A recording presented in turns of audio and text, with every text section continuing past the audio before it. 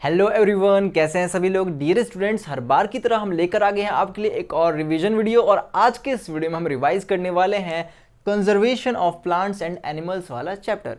Dear students, इससे पहले हमने कई सारे रिवीजन वीडियो बनाए हैं और उन सभी में मैंने एक कॉमेंट बहुत ज़्यादा कॉमन पाया है कि भैया बच्चे जो होते हैं वो लेजेंड्स हैं, because legends watch the video before the examination. वाह भाई वाह। तो आप लेजेंड हो तो मुझे कमेंट सेक्शन में बताएं कि हाँ भाई कल हमारा एग्जाम है और आज हम रिवाइज करने के लिए यहाँ पर आए हैं। So without wasting any time, चलिए डियर स्टूडेंट्स इस चैप्टर को रिवाइज कर लेते हैं। आपको चैप्टर की हेडिंग देखने की, भैया हेडिंग है conservation of plants and animals. Conservation का मतलब होता है संरक्षण, यानी कि बचाना। हम किसको बचा रहे हैं? हम बचा रहे हैं प्लांट्स को और एनिमल्स को। अब इन्हें बचाना जरूरी क्यों है? सबसे पहले आपको ये चीज़ पता होनी चाहिए, एग्जाम गया भाड़ में, ठीक है। मतलब ये चीज़ आपको पता होनी चाहिए कि इस चैप्टर का पढ़ने का हमारा क्या मीनिंग है, क्यों हम इस चैप्टर को पढ़ते हैं, क्या इस चैप्टर की इंपॉर्टेंस है, ठीक है डियर स्टूडेंट्स। ये बहुत इंपॉर्टेंट है। इसको कंजर्वेशन ऑफ प्लांट और एनिमल्स को करने की जरूरत हमें क्यों पड़ती है? Because it maintains the balanced ecosystem, यानी कि to maintain a balanced ecosystem, यानी कि जो हमारा इकोसिस्टम है इसमें बहुत सारे लिविंग ऑर्गेनिज्म हैं, बहुत सारे बायोटिक और एबायोटिक चीज़ें हैं, यानी कि लिविंग और नॉन लिविंग। बट यहाँ पर हम बात कर रहे हैं प्लांट और एनिमल की, ये तो लिविंग है, मतलब हमें अपने आप से मतलब है कि हम लिविंग हैं। तो मेरी बात ध्यान से समझना, कोशिश करना समझने की। जो प्लांट और एनिमल होते हैं वो हमारे लिए बहुत ज़्यादा इंपॉर्टेंट होते हैं। ये इकोसिस्टम में बैलेंस क्रिएट करते हैं, यानी कि इकोसिस्टम में चीज़ों को बराबर रखते हैं। अब एग्जाम्पल के लिए अगर मैं आपसे कहूँ कि एक जंगल है, वहाँ पर सभी के सभी शेर खत्म हो जाएं, शेर मर जाएं, कार्निवोर्स जो होते हैं वो सभी के सभी मर जाएं, तो वहाँ पर क्या होगा डियर स्टूडेंट्स? वहाँ पर डियर और जो घास वाले जो जितने भी चरने वाले एनिमल्स होते हैं, ग्रेजिंग वाले जो एनिमल्स होते हैं, वो सभी के सभी बहुत ज़्यादा बढ़ जाएंगे और वहाँ की जो घास है, वहाँ का जो फॉरेस्ट है वो तबाह हो जाएगा। ये बात समझ आती है? वहीं पर अगर मैं कहूँ कि एक जगह बहुत सारे शेर हो जाएं, बहुत सारे शेर हो जाएं, तो क्या होगा? अगर बहुत सारे शेर वहाँ पर हो गए तो वहाँ पर कोई डियर नहीं बचेगा। अब वहाँ पर कोई डियर नहीं बचेगा तो घासें बहुत लंबी लंबी हो जाएंगी, तो भी प्रॉब्लम है, और शेर बाद में मर जाएंगे क्योंकि उन्हें वहाँ पर कोई भी हर्बीवोर या फिर कोई भी शिकार नहीं मिल रहा। तो इस चीज़ को समझिए कि ये कैसे डिपेंडेंट है। प्लांट और एनिमल भी हमारे मतलब इस एक्शन की वजह से डिपेंडेंट है। अगर हम सभी के सभी एनिमल्स को ख़त्म कर देंगे, सभी के सभी प्लांट्स को ख़त्म कर देंगे, तो बचेगा क्या? नुकसान ही होगा। तो इस नुकसान को बचाने के लिए यहाँ पर कंजर्वेशन किया जाता है प्लांट्स का और एनिमल्स का। एग्जाम्पल के लिए दोबारा समझ लीजिए, जैसे तुलसी का पौधा होता है, तुलसी का पौधा बहुत सारी मेडिसिन में यूज़ किया जाता है। मान लीजिए तुलसी का पौधा कल को एक तरीके से एक्सटिंक्ट हो गया, ख़त्म हो गया, तो क्या बचेगा? तो दिक्कत हो जाएगी। तो इसीलिए इकोसिस्टम में एक बैलेंस, इकोसिस्टम को बराबर रखने के लिए, इकोसिस्टम में जिससे प्रॉब्लम क्रिएट ना हो, इकोसिस्टम ऐसे का ऐसा ही रहे, उसके लिए हमें ज़रूरत पड़ती है conservation of plant and animal की। ये छोटी सी बात आप अपने दिमाग में ज़रूर डाल लें, भले एग्जाम में आए या ना आए। अब यहाँ पर हम बात करते हैं जो चीज़ें एग्जाम में आएंगी। सबसे पहले यहाँ पर आता है डिफॉरेस्ट्रेशन। भैया ये डिफॉरेस्ट्रेशन क्या होता है? देखो यहाँ पर डिफॉरेस्ट्रेशन, डी का मतलब होता है रिमूवल, डी का मतलब होता है रिमूवल यानी कि हटाना, फॉरेस्ट को हटाना या फिर क्लियर कर देना। Clearing of the forest for cultivation, building houses and factories and making furniture. भैया यहाँ पर ये कह रहा है कि जितने भी फॉरेस्ट हैं, जब हम उन्हें अपने मतलब के लिए, कल्टीवेशन यानी कि वहाँ पर खेती बाड़ी करने के लिए, वहाँ पर घरों को बनाने के लिए, फैक्ट्रीज को बनाने के लिए और फर्नीचर बनाने के लिए उन फॉरेस्ट को क्लियर करते हैं, ख़त्म करते चलते हैं, उसे बोलते हैं डिफॉरेस्ट्रेशन। ये इंसानों वाला तरीका है, मतलब इंसान अपने लिए उस फॉरेस्ट को ख़त्म कर रहा है अपने यूज़ के लिए, और ये एकदम सरासर गलत चीज़ है, ठीक है। अब यहाँ पर देखिए इसके कॉन्सिक्वेंसेस क्या क्या हैं। देखो एक छोटी सी चीज़ आपको ये और याद रखनी डियर स्टूडेंट्स, यहाँ पर जो ये वाला डिफॉरेस्ट्रेशन है, जो कल्टीवेशन के लिए, जो हाउसेस को बनाने के लिए, फैक्ट्रीज बनाने के लिए और फर्नीचर बनाने के लिए यूज़ हो रहा है, ये इंसानों द्वारा किया जा रहा है। ये मैन मेड डिफॉरेस्ट्रेशन है। एक होता है नेचुरल डिफॉरेस्ट्रेशन। अब नेचुरल कैसे होता है? कई बार आपने सुना होगा कि जंगलों में आग लग गई है, भैया जंगलों में आग लग गई है, फायर हो गई है, मतलब आग लग चुकी है, तो वहाँ पर उस केस में भी क्या होगा? वहाँ पर डिफॉरेस्ट्रेशन होगा, पूरा जंगल जल जाएगा। यहाँ पर आप वीडियो में देख सकते हो कि पूरा जंगल किस तरीके से जल रहा है, ये नेचुरल तरीका है। और कई बार सूखा पड़ जाता है, ये भी नेचुरल तरीके होते हैं डिफॉरेस्ट्रेशन के, ठीक है। उसके बाद यहाँ पर देखिए my dear students, deforestation natural हो या फिर मैन मेड हो, आर्टिफिशियल हो, हमारे द्वारा किया गया हो, उसके नुकसान तो हैं। उसके नुकसान के लिए वर्ड यूज़ किया जाएगा यहाँ पर कॉन्सिक्वेंसेस। कॉन्सिक्वेंसेस यानी कि परिणाम। जैसे कि अगर आपके क्लास में भी बहुत सारे बच्चे हैं जो शायद कल एग्जाम है और आज पढ़ नहीं रहे हैं, तो कल उनके मार्क्स कम आ सकते हैं, उनको ये चैप्टर समझ नहीं आ सकता है, उनको बहुत सारी प्रॉब्लम हो सकती है एग्जामिनेशन में, लाइफ में नहीं एग्जामिनेशन में, ठीक है। तो कॉन्सिक्वेंसेज यानी कि परिणाम, अगर आप ये चैप्टर अच्छे से पढ़ रहे हो, समझ रहे हो, तो कल आप अच्छे स्कोर कर पाओगे, तो ये आपका कॉन्सिक्वेंस होगा। तो मैंने आपको बताया कि फॉरेस्ट हमारे लिए बहुत इंपॉर्टेंट होता है, ये हमारे लिए इकोसिस्टम में बैलेंस क्रिएट करता है, ठीक है। लेकिन अगर ये फॉरेस्ट खत्म हो जाए, यहाँ पर डिफॉरेस्टेशन हो जाए, तो प्रॉब्लम क्रिएट हो सकती है। तो यहाँ पर माय डियर स्टूडेंट्स, आप एक बात ध्यान रखेंगे, इसके कॉन्सिक्वेंसेज को याद करना बहुत ज़्यादा इंपॉर्टेंट है और बहुत ज़्यादा आसान भी है। सबसे पहले कॉन्सिक्वेंसेज क्या होता है, it disturbs the balance in the nature. आप नेचर कहो या फिर इकोसिस्टम कहो, आपके लिए, आपकी क्लास के हिसाब से दोनों ही सही हैं। यहाँ पर आप नेचर भी लिख सकते हो, यहाँ पर आप इकोसिस्टम लिख सकते हो, इको सिस्टम, ठीक है। दोनों के दोनों ही यहाँ पर सही हैं। उसके बाद यहाँ पर देखिए कि क्या क्या कॉन्सिक्वेंसेज यहाँ पर हो रहे हैं। देखो, सबसे पहला तो डिस्टर्ब द बैलेंस, बैलेंस को डिस्टर्ब कर देगा, जो बैलेंस बना हुआ है उसको खत्म कर देगा। क्या? डिफॉरेस्टेशन। अब बैलेंस के अंदर क्या क्या चीज़ आती है, देखो, टेम्परेचर जो होता है, पॉल्यूशन जो होता है, वो इंक्रीज हो जाएगा। Temperature and the pollution increases, ये इंपॉर्टेंट पॉइंट है।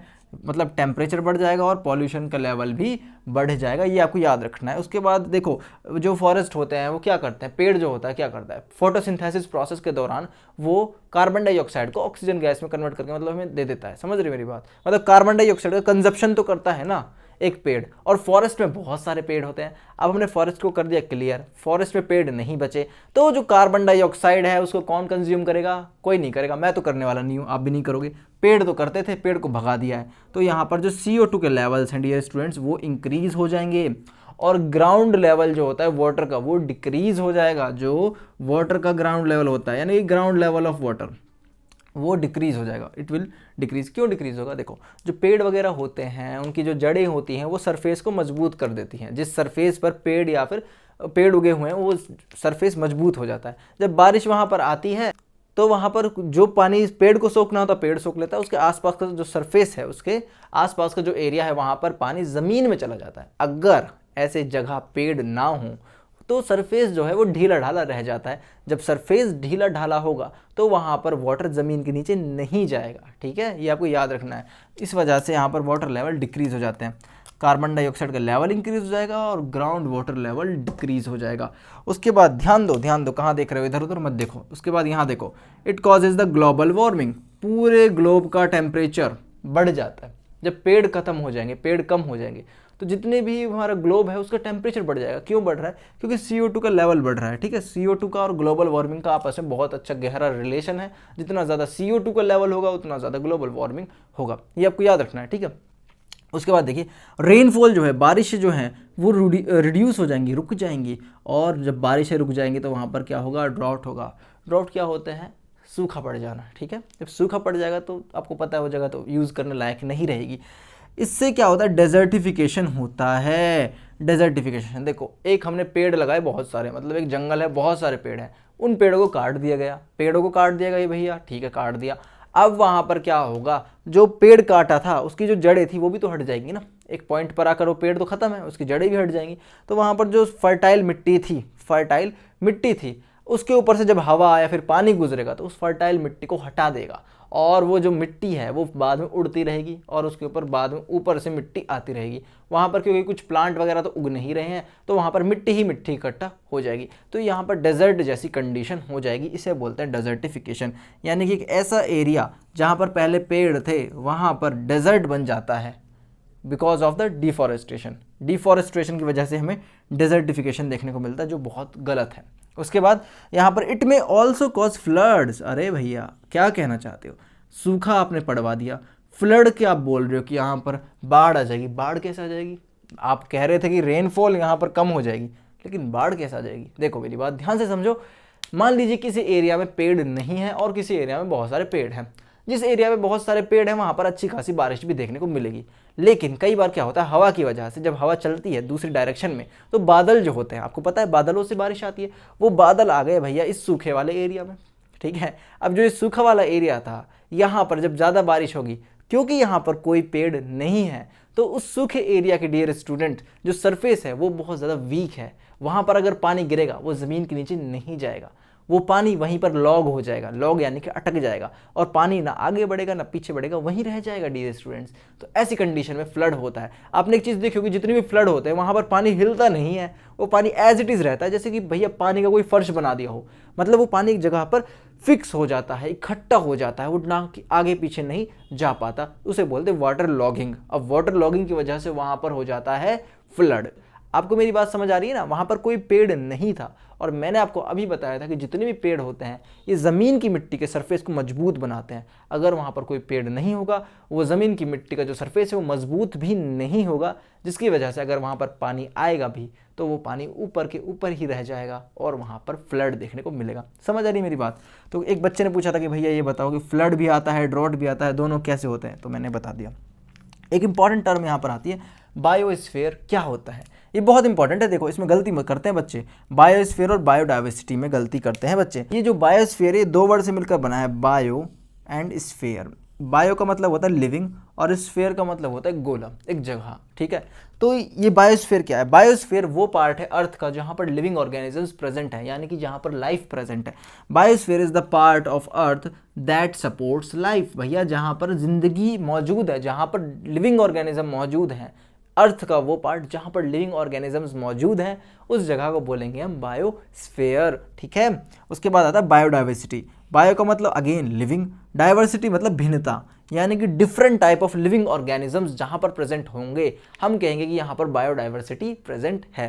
तो यहाँ पर देखिए, वैरायटी ऑफ लिविंग ऑर्गेनिजम्स, मतलब कि बहुत सारे लिविंग ऑर्गेनिज्म जब किसी एरिया में रहते हैं तो हम कहेंगे कि ये डिफरेंट लिविंग ऑर्गेनिजम्स हैं, उन सभी को इकट्ठा हम बोल देंगे बायोडाइवर्सिटी। बायोडाइवर्सिटी के अंदर आपके जो माइक्रो ऑर्गेनिज्म है वो भी आ सकते हैं, मैक्रो ऑर्गेनिज्म। माइक्रो में जैसे कि आपके बैक्टीरिया, फंगाई और प्रोटोजोआ, उसके अलावा मैक्रो ऑर्गेनिज्म यानी बड़े ऑर्गेनिज्म में प्लांट और एनिमल तो आएंगे। तो मेरी बात ध्यान से समझना कि यहाँ पर क्या कहना चाहता हूँ कि बायोडाइवर्सिटी पूरे के पूरे जितने भी लिविंग ऑर्गेनिज्म है डिफरेंट टाइप के, उनका कलेक्शन होता है, ठीक है। छोटे बड़े सब तरह के जितने भी ऑर्गेनिज्म है अलग अलग तरह के, जब उनको इकट्ठा देखा जाता है तो हम कहते हैं कि यहाँ पर बायोडाइवर्सिटी प्रेजेंट है, ठीक है। तो ये वाला आपको टॉपिक समझ आया होगा कि भैया कंजर्वेशन ऑफ प्लांट और एनिमल क्यों ज़रूरी है। कंजर्वेशन ऑफ प्लांट और एनिमल ज़रूरी इसीलिए है क्योंकि ये इकोसिस्टम में बैलेंस क्रिएट करता है, इकोसिस्टम की चीज़ों को बना के रखता है, इकोसिस्टम को कंटिन्यू रखता है, या फिर नेचर को अच्छी तरह से बैलेंस रखता है, ठीक है।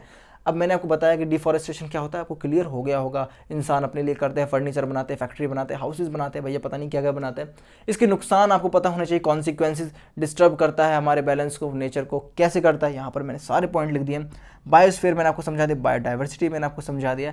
डियर स्टूडेंट्स, आई होप आपको ये वाला टॉपिक क्लियर हो गया होगा। अब हम आगे बढ़ते हैं और पढ़ लेते हैं कि डिफरेंट जो प्रोटेक्टेड एरियाज हैं, जैसे बायोस्फीयर रिजर्व, ठीक है, नेशनल पार्क्स और बर्ड सेंचुरीज या फिर ओनली सेंचुरीज। चलिए गाइज, अब हम आगे बढ़ते हैं और इन टॉपिक्स को क्लियर कर लेते हैं।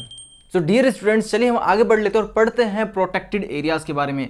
सबसे पहले यहाँ पर आएगा biosphere reserve. Basically 3 protected areas होते हैं, टोटल 3 प्रोटेक्टेड एरियाज होते हैं। उनमें से जो सबसे बड़े साइज का प्रोटेक्टेड एरिया है, जिसमें बायोडाइवर्सिटी को, प्लांट्स, एनिमल्स यानी कि पूरे फॉरेस्ट को, पूरी बायोडाइवर्सिटी को कंजर्व करने की कोशिश करेंगे, वो आता है हमारा बायोस्फीयर रिजर्व, ठीक है। ये सबसे बड़ा होता है। अब यहाँ पर इसके अलावा 2 और होते हैं, जैसे कि आपका नेशनल पार्क हो जाता है और दूसरा आपका वाइल्ड लाइफ सेंचुरी हो जाता है। उनके बारे में भी हम पढ़ेंगे, पहले इस पर फोकस करते हैं। देखिए, सबसे पहले बायोस्फीयर रिजर्व, ये ऐसे एरियाज होते हैं that are meant for conservation of the biodiversity, यानी कि लार्ज स्केल पर, बड़े एरिया पर बायोडाइवर्सिटी को कंजर्व करने का काम करते हैं। कौन? Biosphere reserve. They maintain biodiversity and culture. Biodiversity यानी जितने भी वहाँ पर डिफरेंट तरह के लिविंग ऑर्गेनिजम्स रह रहे हैं उन सभी को मतलब कंजर्व करेगा, और वहाँ का जो कल्चर है, उस एरिया का जो लैंडस्केप है, उन सभी को भी ये कंजर्व करेगा। कल्चर से मेरा मतलब समझना कि मैं क्या कहना चाहता हूँ। कल्चर अभी आपको बता दूंगा, जैसे कि हर जगह का एक अलग कल्चर होता है। जिस एरिया में आप रहते हो उसका अलग कल्चर है, राजस्थान का कल्चर अलग है, हरियाणा का अलग है, तो हर जगह का कल्चर अलग अलग है। उसी तरीके से बायोस्फीयर रिजर्व में भी ये सब होता है। अभी मैं बताऊँगा कैसे होता है, क्यों होता है। देखिए, उसके अलावा they also contain other protected areas. इसके अलावा अदर प्रोटेक्टेड एरियाज को भी कंटेन करता है। कौन? Biosphere reserve. मैंने आपको अभी बताया था कि बायोस्फीयर रिजर्व सबसे बड़ा होता है साइज में, इसीलिए इसके अंदर अदर प्रोटेक्टेड एरिया जैसे वाइल्ड लाइफ सेंचुरी और नेशनल पार्क भी आ सकते हैं। ये इंपॉर्टेंट चीज़ है, आपको पता होना चाहिए कि बायोस्फीयर रिजर्व बहुत बड़ा है, उसके अंदर यहाँ पर वाइल्ड लाइफ सेंचुरी आ जाएगी, यहाँ पर एक नेशनल पार्क भी आ जाएगा, ठीक है। मतलब बायोस्फीयर रिजर्व अपने आप में बहुत बड़ा है।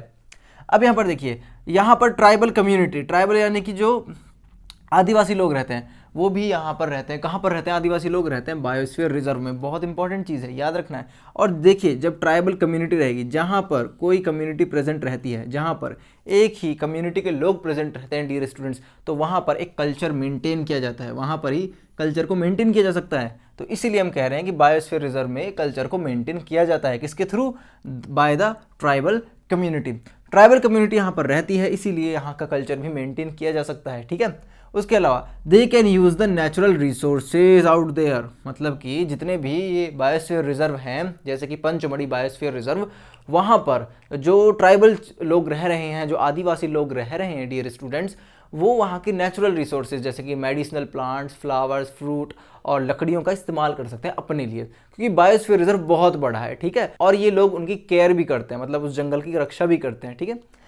तो यहाँ पर देखिए एग्जाम्पल आपको पता होना चाहिए, बायोस्फीयर रिजर्व का बहुत इंपॉर्टेंट है। एक एग्जाम्पल हमेशा आपको याद रखना है, Pachmarhi biosphere reserve, very important example. इस एग्जाम्पल को मैं क्या बताऊँ कि कितना इंपॉर्टेंट है, हर एग्जामिनेशन में आपसे पूछा जाता है इसके बारे में, पंचमढ़ी बायोस्फीयर रिजर्व के बारे में, ठीक है। अब पंचमढ़ी बायोस्फीयर रिजर्व, मैंने आपको बताया कि जो ये आपका बायोस्फीयर रिजर्व है, इसके अंदर वाइल्ड लाइफ सेंचुरीज भी आ सकती हैं, नेशनल पार्क भी आ सकते हैं, है ना। तो यहाँ पर पंचमढ़ी बायोस्फीयर रिजर्व के अंदर एक नेशनल पार्क आता है जिसका नाम है सतपुरा नेशनल पार्क। आपसे कोई एग्जाम में पूछता है कि एक नेशनल पार्क का एग्जाम्पल बताओ, तो देखो आपको याद हो गया सतपुरा नेशनल पार्क। अगर आपसे कोई पूछता है कि वाइल्ड लाइफ सेंचुरी का नाम बताओ, आप कहोगे बोरी वाइल्ड लाइफ सेंचुरी। अगर आपसे कहेगा कि 2 वाइल्ड लाइफ सेंचुरी के नाम बताओ, आप कहोगे पंचमढ़ी वाइल्ड लाइफ सेंचुरी, बोरी वाइल्ड लाइफ सेंचुरी। अब मैं क्या कहना चाहता हूँ, देखो जो ये पंचमढ़ी बायोस्फीयर रिजर्व है डियर स्टूडेंट्स, इसके अंदर एक नेशनल पार्क आता है जिसको बोलते हैं सतपुरा नेशनल पार्क, और इसके अलावा इसमें 2 वाइल्ड लाइफ सेंचुरीज भी आती हैं। तो आपसे क्वेश्चन में ये भी पूछा जा सकता है कि एक ऐसा बायोस्फीयर रिजर्व बताओ जिसके अंदर एक नेशनल पार्क आता है और 2 वाइल्ड लाइफ सेंचुरीज आती हैं। तो आपको ये याद रखना है, पंचमढ़ी बायोस्फीयर रिजर्व के अंदर माय डियर स्टूडेंट्स आपके सतपुरा नेशनल पार्क, बोरी वाइल्ड लाइफ सेंचुरी और पंचमढ़ी वाइल्ड लाइफ सेंचुरी आती हैं, ठीक है। उसके बाद आता है कि इंपॉर्टेंट टॉपिक, छोटा सा टॉपिक, बहुत आसान सा, flora and fauna. Flora and fauna क्या होता है? देखो ये आपको याद रखना है कि फ्लोरा जो वर्ड है उसका मतलब होता है प्लांट्स और फाउना का मतलब होता है एनिमल्स। अब कैसे याद रखेंगे? देखो फ्लोरा एंड फाउना, ये आपको याद रखना है दिमाग में, फ्लोरा फाउना। फ्लोरा के अंदर आते हैं प्लांट्स, आपने देखो प्लांट में आता है वर्ड प्लांट, PLANT। अगर मैं इसे कॉरस्पॉन्डिंग फाउना लिखूँ, फ्लोरा लिखूँ, FLORA, देखो सेकेंड वर्ड पकड़ो L और L, तो प्लांट से फ्लोरा, समझ रहे हो कैसे याद रखना है। तो फ्लोरा के अंदर आएंगे बेसिकली आपके प्लांट्स, ठीक है। फाउना, एनिमल्स के अंदर देखो ए आता है, यहाँ पर 2 बार ए आ रहा है, तो समझ जाओ कि फाउना के अंदर एनिमल्स आएंगे, फाउना के अंदर एनिमल्स आएंगे। अब फ्लोरा फाउना क्या होते हैं? फ्लोरा और फाउना ऐसे एनिमल्स और ऐसे प्लांट होते हैं, फ्लोरा फाउना ऐसे प्लांट्स एंड एनिमल्स होते हैं जो किसी पर्टिकुलर एरिया में देखे जाते हैं। अब पर्टिकुलर एरिया क्या हो सकता है? एक बायोस्फीयर रिजर्व हो सकता है। भैया बायोस्फीयर रिजर्व को हम पर्टिकुलर एरिया बोलेंगे, पर्टिकुलर यानी कि खास एरिया, मतलब बायोस्फीयर रिजर्व अपने आप में खास एरिया। ऐसा तो है नहीं आप अपने घर से बाहर निकलोगे आपको जंगल दिखने लग जाएगा, नहीं। लेकिन बायोस्फीयर रिजर्व में क्या होता है? पूरा जंगल ही जंगल होता है, वहाँ पर तालाब भी होता है, बहुत सारी चीज़ें होती हैं, ठीक है। तो बायोस्फीयर रिजर्व जो है एक पर्टिकुलर एरिया है जहाँ पर फ्लोरा फाउना देखे जाते हैं, हर जगह देखे जाएंगे। Flora and fauna are the plants and animals found in the particular area. या फिर इसको एक और तरीके से याद रख सकते हो कि फ्लोरा एंड फाउना ऐसे प्लांट और एनिमल्स का कलेक्शन है जो एक पर्टिकुलर एरिया में देखने को मिलता है, ठीक है, एक पर्टिकुलर एरिया में देखने को मिलता है। अब देखो एग्जाम्पल के लिए अगर हम ये वाला ही एग्जाम्पल लें कि कौन सा था ये, पंचमढ़ी बायोस्फीयर रिजर्व, इसके अंदर कौन कौन से फ्लोरा एंड फाउना देखने को मिलते हैं। अगर हम बात करते हैं फ्लोरा की यानी प्लांट्स की, साल, टीक, मैंगो, मैंगो, यहाँ तक याद रखो 3, sal, teak, mango, mango tree basically. तो ये 3 इसके फ्लोरा हैं, किसके? आपके पंचमढ़ी बायोस्फीयर रिजर्व के। वहीं पर अगर बात करते हैं इसके अंदर पाया जाने वाला फाउना यानी एनिमल्स का group, wild dog, wolf, leopard etcetera etcetera, बहुत सारे यहाँ पर फाउना भी देखे जाते हैं। और these are the flora and fauna found in the Pachmarhi biosphere reserve, ये इसके एग्जांपल है। ठीक है, तो आई होप आपको समझ आया होगा कि बायोस्फीयर रिजर्व क्या है। बड़ा एरिया होता है, एक प्रोटेक्टेड एरिया होता है। सबसे बड़ा प्रोटेक्टेड एरिया कौन सा है? Biosphere reserve. इंपॉर्टेंट क्वेश्चन है, कई बार एग्जामिनेशन में 1 नंबर का पूछ लेता है, या फिर किसी अगर आप एग्जामिनेशन की तैयारी कर रहे हो, मतलब टफ एग्जामिनेशन की, तो वहां पर भी ये पूछ लेता है कि सबसे बड़ा इसमें एरिया कौन सा होता है। आपको बताना है बायोस्फीयर रिजर्व सबसे बड़ा एरिया होता है। बायो का मतलब होता है लिविंग, स्फीयर का मतलब होता है एक एरिया, ऐसा एरिया जहां पर लाइफ पॉसिबल है। तो आप समझ सकते हो कि बायोस्फीयर अपने आप में बहुत बड़ा है, बायोस्फीयर रिजर्व अपने आप में बहुत बड़ा है। एक बायोस्फीयर रिजर्व का एग्जांपल आपको याद रखना है, Pachmarhi biosphere reserve. Dear students, अगर आपको ये चीज़ें समझ आ रही हैं तो प्लीज़ मुझे कमेंट में लिखिए यस सर हमें समझ आ रहा है, ताकि मुझे अच्छा लग सके कि हाँ भैया मैं कुछ समझा रहा हूँ और बच्चों को समझ आ रहा है। ऑन द अदर हैंड, अगर आपको दिक्कत हो रही है कुछ समझने में तो प्लीज़ पूछिए, क्वेश्चन पूछिए, आपको रिप्लाई देने की पूरी कोशिश करूंगा।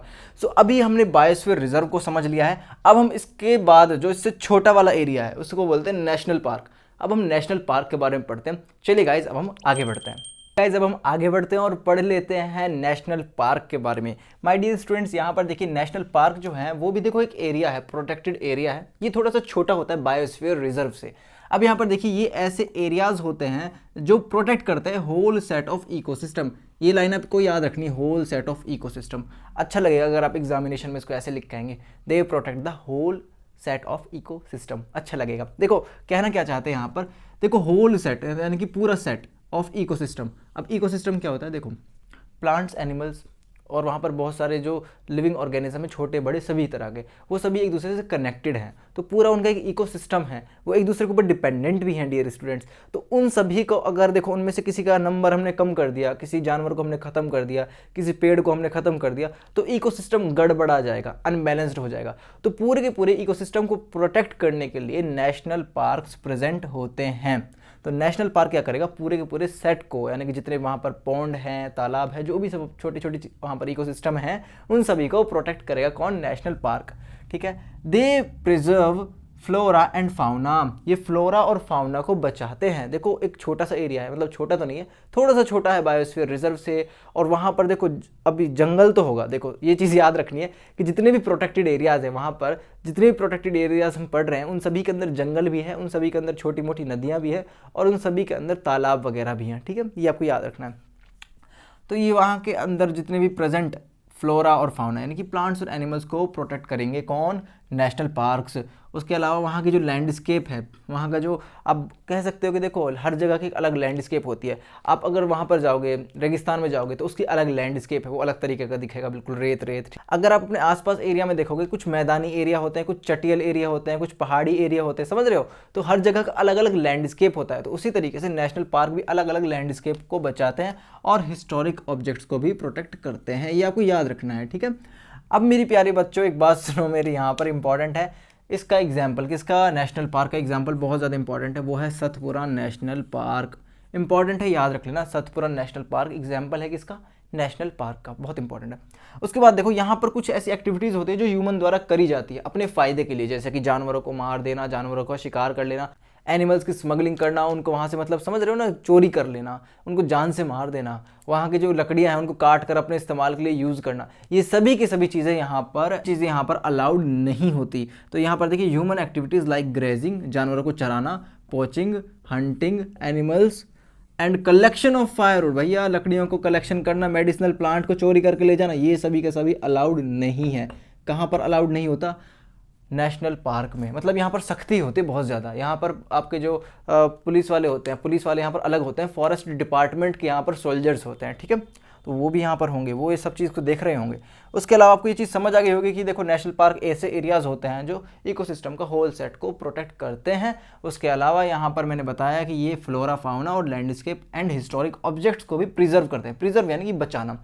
और मैंने आपको बता दिया कि जो ये एक्टिविटीज़ है ह्यूमन वाली, जितनी भी अपने फ़ायदे के लिए करी जाती है, यहाँ पर वो सभी नहीं कर सकते। एंड माय डियर स्टूडेंट्स, यहाँ पर एक टॉपिक आता है एंडेंजर्ड स्पीसीज़। ध्यान से देखो, एंडेंजर्ड, एन और डेंजर्ड। डेंजर का मतलब क्या होता है? खतरे में। एन मतलब आ जाना, यानी कि ऐसी स्पीसीज़ जो खतरे में है। अब किसके खतरे में?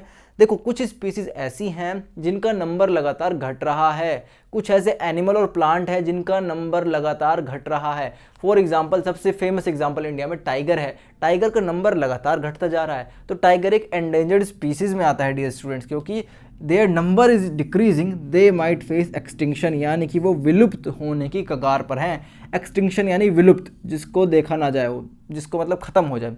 इसका एक बेस्ट एग्जांपल है एक्सटिंक्शन का एशियन चीता। यानी एशियन चीता एक ऐसा जानवर है, एशियन चीता, एशियन चीता एक ऐसा जानवर था डियर स्टूडेंट्स जो पहले ही एक्सटिंक्ट हो चुका है। ये अब एशिया में नहीं मिलता, ठीक है, तो ये एक्सटिंक्ट हो चुका है एशियन चीता। तो आई होप आपको मेरी बात समझ आ गई होगी डियर स्टूडेंट्स। इसके बाद देखिए एंडेमिक स्पीसीज, ये इंपॉर्टेंट है। देखो एंडेमिक, कंफ्यूज मत होना एंडेंजर्ड और एंडेमिक में। एन मतलब अंदर, डेमिक मतलब किसी एक पर्टिकुलर एरिया में, ठीक है, किसी एक पर्टिकुलर एरिया में। अब देखो होगा क्या कि कुछ ऐसे प्लांट हैं, कुछ ऐसे एनिमल हैं जो यूनिक होते हैं, उसी देश में मिलेंगे या फिर उसी राज्य में मिलेंगे, उसी एरिया में मिलेंगे, उसके अलावा दुनिया में कहीं नहीं मिलेंगे। ऐसे प्लांट्स और एनिमल्स जो एक पर्टिकुलर जगह पर यूनिक हैं वो वहीं पर मिलेंगे और कहीं पर नहीं मिलेंगे, उन्हें बोलते हैं endemic species. Species of plants and animals, plants और एनिमल्स की वह स्पीसीज, वो स्पीसीज विच आर यूनिक, जो यूनिक होती हैं उनकी ज्योग्राफी के लिए, यानी कि अपनी ही जगह पर मिलेंगे। ऐसा नहीं है कि ये वाली बिल्ली इंडिया में मिल रही है तो ऑस्ट्रेलिया में मिल जाएगी, अफ्रीका में मिल जाएगी, नहीं। अगर ये इंडिया में मिल रहा है ये प्लांट या फिर ये एनिमल, तो ये इंडिया में ही मिलेगा। अगर ये ऑस्ट्रेलिया में मिल रहा है तो सिर्फ ऑस्ट्रेलिया में ही मिलेगा, मतलब अपनी जगह पर ही मिलेगा जहाँ पर ये होता है, उसके अलावा कहीं नहीं मिलेगा, एक जगह पर मिलेगा, उसे बोलते हैं एंडेमिक स्पीसीज। अब एंडेमिक स्पीसीज के एग्जाम्पल आपको पता होना चाहिए, जैसे कि साल, वाइल्ड मैंगो, ये इंडिया में ही मिलता है बस, ठीक है, साल एंड वाइल्ड मैंगो। उसके अलावा अगर हम बात करते हैं Indian giant squirrel and flying squirrel, ये भी इंडिया में मिलते हैं। अब यहाँ पर बच्चे कहेंगे सर ये एंडेमिक फाउना क्यों लिख दिया, एंडेमिक फ्लोरा क्यों लिख दिया? देखो फ्लोरा क्या होता है, प्लांट होता है। अगर वो प्लांट स्पेशल सिर्फ एक ही जगह पर मिल रहा है तो हम कहेंगे एंडेमिक फ्लोरा है। अगर कोई एनिमल सिर्फ एक ही जगह पर मिल रहा है तो हम कहेंगे कि ये एंडेमिक फाउना है। यानी कि जो फ्लोरा एंड फाउना है वो भी एंडेमिक हो सकते हैं, बस बात ये होनी चाहिए कि वो पर्टिकुलर एनिमल या प्लांट सिर्फ यूनिक होना चाहिए, समझो, यूनिक होना चाहिए, बस वहीं मिलना चाहिए और कहीं नहीं मिलना चाहिए। तो यहाँ पर इसलिए आता है एंडेमिक फ्लोरा और फाउना हम यूज़ कर लेते हैं। और फ्लोरा अगर हम सिंपल बोल रहे हैं फ्लोरा, तो फ्लोरा तो कहीं पर भी हो सकता है, वो प्लांट कहीं पर भी हो सकता है, लेकिन अगर फ्लोरा के सामने एंडेमिक हमने लगा दिया तो सिर्फ वो फ्लोरा एक ही जगह पर मिलेगा। इसका एग्जाम्पल साल एंड वाइल्ड मैंगो सिर्फ एक ही जगह पर मिलेंगे। Endemic fauna Indian giant squirrel, flying squirrel, ये इंडिया में ही मिलेगा। ये पूरा माल मसाला बोल रहा हूँ, पूरे जानवर और पेड़ इंडिया में ही मिलेंगे और कहीं नहीं मिलेंगे, ठीक है। सो आई होप आपको समझ आया होगा कि नेशनल पार्क क्या होता है। इंपॉर्टेंट चीज़ यहाँ पर ये थी कि ह्यूमन एक्टिविटीज़ यहाँ पर बिल्कुल भी अलाउड नहीं है। कौन कौन सी ह्यूमन एक्टिविटीज़? ग्रेजिंग, जानवरों को चराना, फायरवुड कलेक्ट करना, जानवरों का शिकार करना, उनको उठाकर ले जाना, चोरी कर लेना, ठीक है, और बहुत सारे मतलब जो अपने फ़ायदे के लिए, मतलब जानवरों को तो यहाँ पर टच ही नहीं कर सकते आप। तो ये सब का सब यहाँ पर अलाउड नहीं होता। एंडेंजर्ड स्पीसीज मैंने आपको बता दी, ऐसी स्पीसीज जिनका नंबर लगातार घटता जा रहा है और वो एक्सटिंक्शन फेस कर सकते हैं, विलुप्त होने की कगार पर हैं। इसका एग्जाम्पल आपको टाइगर याद रखना है, टाइगर इसका एक एग्जाम्पल हो सकता है। उसके अलावा मैंने कहा कि एक एक्सटिंक्ट स्पीसीज जो विलुप्त हो चुकी है, उसके लिए आपको याद रखना एशियन चीता विलुप्त हो चुका है। इसके अलावा आप अपनी एनसीईआरटी में भी देख सकते हैं, कई सारे एग्जाम्पल आपको मिल जाएंगे। सो आई होप आपको समझ आया होगा कि ये जो नेशनल पार्क था इसका क्या फंक्शन था, कैसे होता है, क्या होता है। इसके अंदर मैंने आपको इंपॉर्टेंट चीज़ें भी क्लियर कर दी हैं। फिर भी कोई डाउट रहता है तो कॉमेंट सेक्शन में ज़रूर मुझसे पूछ ले। अब हम आगे बढ़ते हैं और पढ़ लेते हैं वाइल्ड लाइफ सेंचुरी के बारे में। चलिए गाइस, अब हम आगे बढ़ते हैं। चलिए गाइस, अब हम आगे बढ़ते हैं और पढ़ लेते हैं वाइल्ड लाइफ सेंचुरीज के बारे में। जैसे कि हम पढ़ते आ रहे हैं कि ये सभी के सभी एरियाज प्रोटेक्ट करते हैं बायोडाइवर्सिटी को। कहीं पर हमने कहा था होल सेट ऑफ इकोसिस्टम, कहीं पर हमने कहा था कंजर्वेशन ऑफ बायोडाइवर्सिटी। सभी के लिए एक लाइन कॉमन है, ये आप लिख सकते हो, सही माना जाएगा। एरियाज टू प्रोटेक्ट बायोडाइवर्सिटी, कोई दिक्कत नहीं है। हर प्रोटेक्टेड एरिया की फर्स्ट लाइन में अगर आप ये भी लिखोगे तो भी आपका आंसर सही जाएगा। मतलब ये एक ऐसी लाइन है जो हर प्रोटेक्टेड एरिया के लिए सही है, चाहे वो बायोस्फीयर रिजर्व हो, नेशनल पार्क हो या फिर वाइल्ड लाइफ सेंचुरी हो। अब देखिए वाइल्ड लाइफ सेंचुरी की खास बात क्या है, ये आपको याद रखना है, बहुत इंपॉर्टेंट है। और यहाँ पर चीज़ें थोड़ी सी बदल जाती हैं। देखो यहाँ पर जो पोचिंग होता है, जानवरों को पकड़ना, उनकी हंटिंग करना और उन्हें पकड़कर चोरी करके ले जाना, poaching, hunting and capturing of the animals is not allowed. यानी कि यहाँ पर जानवरों के साथ आप कुछ भी छेड़खानी, कुछ भी उनको बदल नहीं सकते। यानी कि मेरी बात समझने की कोशिश करें, जानवरों को ना तो आप पकड़ सकते हो, ना यहाँ पर कोई भी शिकार कर सकता है। जानवरों के लिए वाइल्ड लाइफ सेंचुरी बहुत ज़्यादा इंपॉर्टेंट है, क्योंकि जानवरों को यहाँ पर कोई कुछ बिगाड़ नहीं सकता। अगर यहाँ पर किसी जानवर को पकड़ने की कोशिश की जाती है, उसका शिकार करने की कोशिश की जाती है या फिर उसको अगवा करने की कोशिश करी जाती है, तो माय डियर स्टूडेंट्स यहाँ पर बाय लॉ, कानून के हिसाब से उनको सज़ा मिलती है और ये बहुत ज़्यादा स्ट्रिक्ट होता है। लेकिन यहाँ पर जो प्लांट वाली जितनी भी एक्टिविटीज़ हैं वो सभी की सभी ज़्यादातर हो जाती हैं। मेरे कहने का मतलब ये, जैसे कि ग्रेजिंग, जैसे कि अपने पशुओं को चारा चराना, कलेक्शन ऑफ मेडिसिनल प्लांट यानी कि दवाई वाले प्लांट्स का कलेक्शन उन्हें निकाल कर ले जाना, ये सभी की सभी चीज़ें अलाउड होती हैं। यहाँ पर फायरवुड भी निकाल सकते हैं लोग, मतलब यहाँ पर ये सब चीज़ें अलाउड हैं। जानवरों को चराना, मेडिसिनल प्लांट को ले जाना और लकड़ियाँ जो होती है फायरवुड के लिए इस्तेमाल करना, ये सभी की सभी चीज़ें यहाँ पर अलाउड हैं। कहाँ पर? वाइल्ड लाइफ सेंचुरीज़ में। लेकिन हमने पढ़ा था कि नेशनल पार्क में ये दोनों की दोनों चीज़ें अलाउड नहीं थी। तो यहाँ पर यही आपको याद रखना है कि वाइल्ड लाइफ सेंचुरी में और नेशनल पार्क में इतना सा ही डिफरेंस आता है कि यहाँ पर जो ह्यूमन एक्टिविटीज़ हैं जैसे grazing, collection of medicinal plants और फायरवुड अलाउड होती हैं, जबकि नेशनल पार्क में दोनों ही चीज़ें अलाउड नहीं थी। अब यहाँ पर देखिए कौन कौन से एनिमल्स को यहाँ पर प्रोटेक्ट किया जाता है। देखिए गोल्डन कैट हो गया, पाइथन हो गया, अजगर जिसे बोलते हैं, ब्लैक बक हो गया, ब्लैक बक यानी कि काला हिरन जिसको बोलते हैं, आई थिंक काला हिरन ही है, ठीक है। तो ये कुछ एग्जाम्पल है जिनको प्रोटेक्ट किया जाता है अंडर द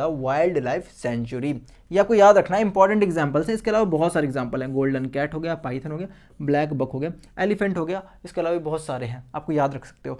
अब यहाँ पर आता है प्रोजेक्ट टाइगर। ये इंपॉर्टेंट है, ध्यान से समझना, बहुत आसान है, छोटू सा टॉपिक है।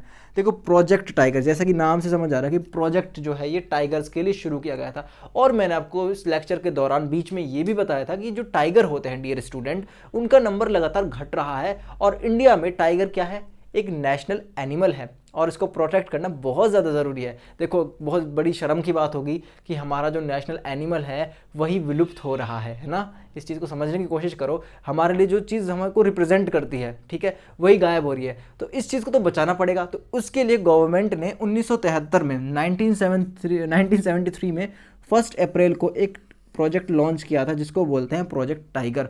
और ये प्रोजेक्ट टाइगर एक नेशनल पार्क से शुरू हुआ था। उस नेशनल पार्क का नाम आपको पता होना चाहिए जिसका नाम है जिम कॉर्बेट नेशनल पार्क। ये आपका उत्तराखंड में प्रेजेंट है, उत्तराखंड के जो पहाड़ी इलाके हैं वहाँ पर।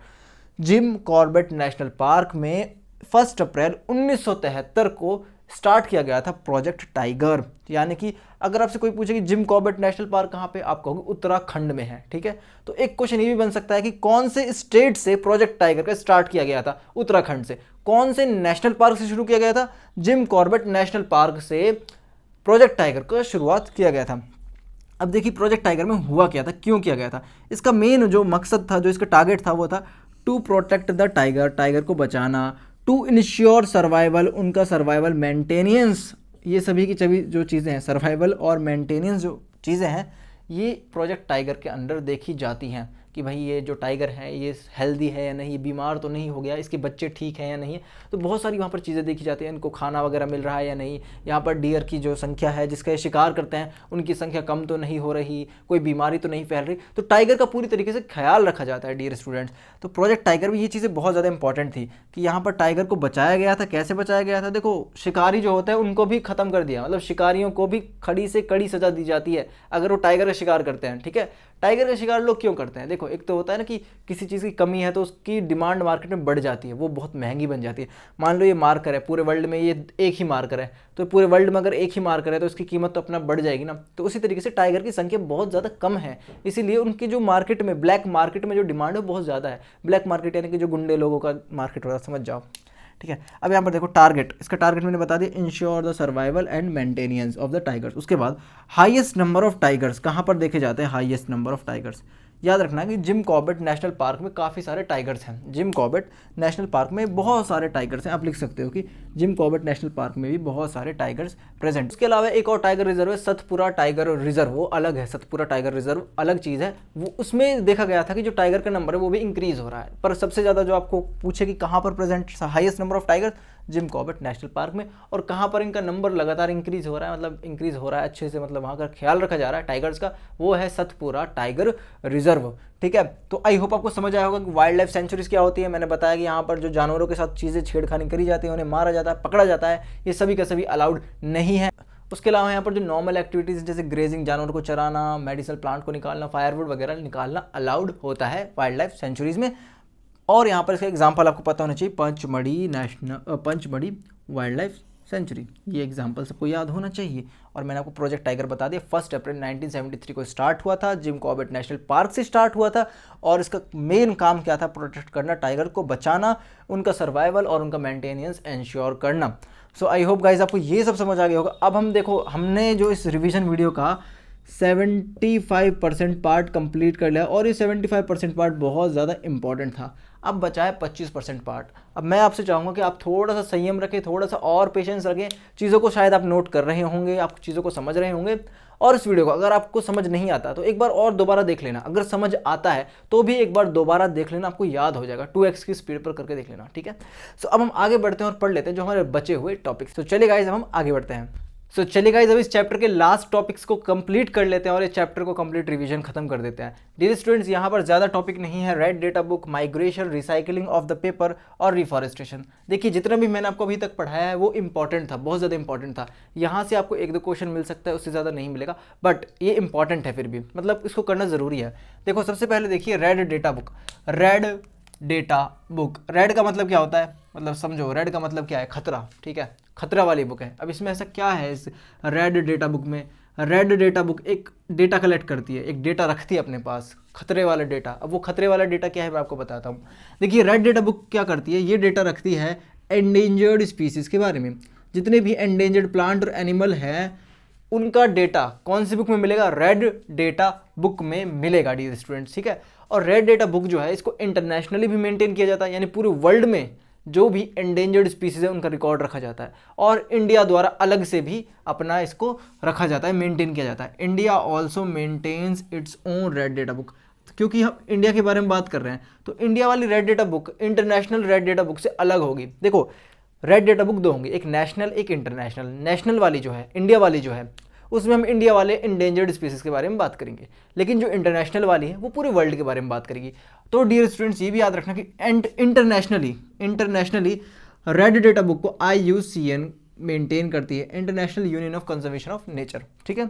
IUCN, इसका फुल फॉर्म आपको दिख रहा होगा, इसको प्लीज़ नोट डाउन ज़रूर कर लें, और कमेंट में भी इसका फुल फॉर्म जल्दी से लिख दें कि IUCN का क्या फुल फॉर्म होता है, जो आपको यहाँ पर डिस्प्ले हो रहा है, ठीक है। कमेंट में जल्दी से इसे लिख दो। सो नाउ यहाँ पर नेक्स्ट टॉपिक आता है माइग्रेशन। माइग्रेशन का मतलब होता है एक जगह से दूसरी जगह जाना। अब देखो, ये जो एनिमल वाला माइग्रेशन है, यहाँ पर हम एग्जांपल लेंगे बर्ड्स का, यहाँ पर एग्जांपल लेंगे बर्ड्स का। डियर स्टूडेंट, जो बर्ड्स होते हैं वो अपनी जगह से मूव करते हैं और दूसरी जगह चले जाते हैं। साइबेरिया में बहुत ज़्यादा ठंड पड़ती है, क्योंकि वहाँ पर बहुत ज़्यादा ठंड पड़ती है तो वो अपने अंडे वहाँ पर नहीं दे सकते, तो साल में एक बार, एनुअली, यानी साल में एक बार वो इंडिया में आते हैं, और इंडिया में इतनी ज़्यादा ठंड नहीं पड़ती उनके हिसाब से, ठीक है। तो वो बर्ड्स अपने अंडे इंडिया में देते हैं, तो इस वजह से वो बहुत दूर से उड़कर इंडिया में आते हैं। सो माइग्रेशन क्या होता है? इट इज़ द एनुअल, साल में एक बार करा जाता है, ठीक है। It is the annual moving from native place to other place. Native यानी कि जहाँ पर वो रह रहे थे, रहने वाली जगह को छोड़कर वो अदर प्लेस की तरफ चले जाते हैं जहाँ पर एक सूटेबल एनवायरनमेंट होता है, सूटेबल उनके लिए एक हैबिटेट होता है, ठीक है। तो ये अपनी जगह को साल में एक बार छोड़ देते हैं और दूसरी जगह चले जाते हैं, इसे बोलते हैं माइग्रेशन। अब ये क्यों किया जाता है? For the purpose of laying eggs, अंडे देने के लिए, बर्ड्स के द्वारा, फॉर बाय द बर्ड्स, ठीक है, बर्ड्स के द्वारा ये अंडे देने के लिए किया जाता है। इसके अलावा माइग्रेशन में एक और एग्जांपल आता है पेंगुइन का, ठीक है, पेंगुइन भी माइग्रेशन करती है, ठीक है। अब यहाँ पर नेक्स्ट पॉइंट देखिए, रिसाइकलिंग ऑफ द पेपर। सबसे इंपॉर्टेंट तो नहीं है, बहुत आसान है, बट पता होना चाहिए। देखो, रिसाइकलिंग तो सबको पता है क्या होता है, एक चीज़ को बार बार यूज़ करना। री मतलब दोबारा, साइकिलिंग मतलब उसका यूज़ करना, ठीक है। साइकिल मतलब उसको चक्रे में लाना, चक्रा यानी कि एक बार यूज़ कर लिया फिर दोबारा, एक साइकिल बन जाती है पूरी, है ना। तो कम से कम 5 से 7 बार एक पेपर को यूज़ किया जाता है, दोबारा रिसाइकल। तो रिसाइकलिंग में क्या होता है? सेंडिंग द यूज्ड पेपर को दोबारा भेज दिया जाता है रिसाइकिल होने के लिए। इससे फ़ायदा क्या होता है? रिसाइकल हम करते क्यों पेपर का? देखो, जितना ज़्यादा हम पेपर का रिसाइकल करेंगे, बार बार उसका यूज़ करेंगे, मान लो हमारे पास एक बुक है, इसमें कुछ लिखा हुआ है और ये बुक अब दोबारा इसको यूज़ नहीं कर सकते मान लीजिए, तो हम इसे कंपनी में भेज देंगे, वहाँ से रिसाइकल होकर जाएगी। बुक के ऊपर जो कुछ था वो सब मिट जाएगा, वो बिल्कुल वाइट पेज बन जाएगा, तो उसको हम यूज़ कर सकते हैं। तो रिसाइकलिंग से फ़ायदा क्या है? एक तो एनर्जी बचती है, वाटर बचता है, और ट्रीज़ की तो बचत होती है, और हमें तो ट्रीज़ के बारे में पढ़ना है भाई, ट्रीज़ को कैसे बचाएं, ठीक है। तो एनर्जी, वाटर और ट्री तीनों का सेविंग हो जाती है, किसकी वजह से? रिसाइकलिंग ऑफ द पेपर की वजह से। उसके बाद देखिए लास्ट पॉइंट, रीफॉरेस्टेशन। देखो, स्टार्टिंग में हमने पढ़ा था डिफॉरेस्टेशन, डी का मतलब हटा देना, री का मतलब दोबारा से। तो हम क्या करेंगे रिफॉरेस्टेशन में? यहाँ पर फॉरेस्ट को लगा दिया जाता है। अब कैसे लगाया जाता है? देखो, जितना भी हमने गलत काम करा था फॉरेस्ट के साथ, मतलब फॉरेस्ट को पूरा तबाह कर दिया था, पेड़ों को उखाड़ लिया था, काट दिया था, पीट दिया था, हमने उस जगह को डिफॉरेस्टेड कर दिया था, उस फॉरेस्ट को क्लियर कर दिया था, उसे हम डिफॉरेस्टेशन बोल रहे थे। तो यहाँ पर क्या होगा डियर स्टूडेंट्स, हम यहाँ पर रिफॉरेस्टेशन करेंगे, अपनी गलतियों को सुधारेंगे। जैसे हर किसी के पास एक मौका होता है अपनी गलतियों को सुधारने का, वही चीज़ हम यहाँ पर अप्लाई करेंगे।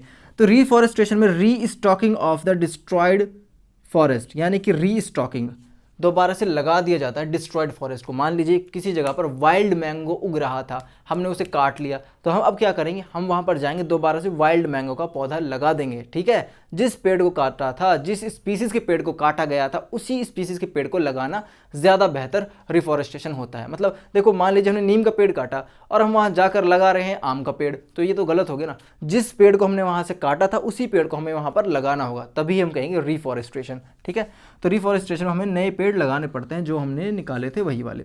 उसके बाद देखिए, we must plant as many as trees as we cut, जितने ज़्यादा हमने पेड़ काटे थे उतने ही हमें लगाने पड़ेंगे रिफॉरेस्टेशन में। ये इंपॉर्टेंट चीज़ है। ठीक है, अब यहाँ पर ये तो हमने करा इंसानों द्वारा, मतलब इंसान खुद जाकर उसको पहले डिस्ट्रॉय कर रहा है, फिर वहाँ खुद जाकर उस फॉरेस्ट को लगा रहा है, जो ट्रीज हमने काटे थे उनको वापस लगाया जा रहा है। लेकिन एक होता है नेचुरल तरीका। नेचुरल तरीका में क्या होता है कि जब ये डिफॉरेस्टेड एरिया है, जो डिफॉरेस्टेड एरिया है, जब इसे हम ऐसे ही छोड़ देते हैं काफ़ी दिनों तक, जब इसे ऐसे ही छोड़ देते हैं काफ़ी दिनों तक बिना वहाँ कोई ह्यूमन एक्टिविटीज़ करे, तो वो अपने आप को इस्टेब्लिश कर लेता है खुद से ही। इट इस्टेब्लिश इटसेल्फ, खुद को ही दोबारा से सही कर लेता है। कौन? डिफॉरेस्टेड एरिया।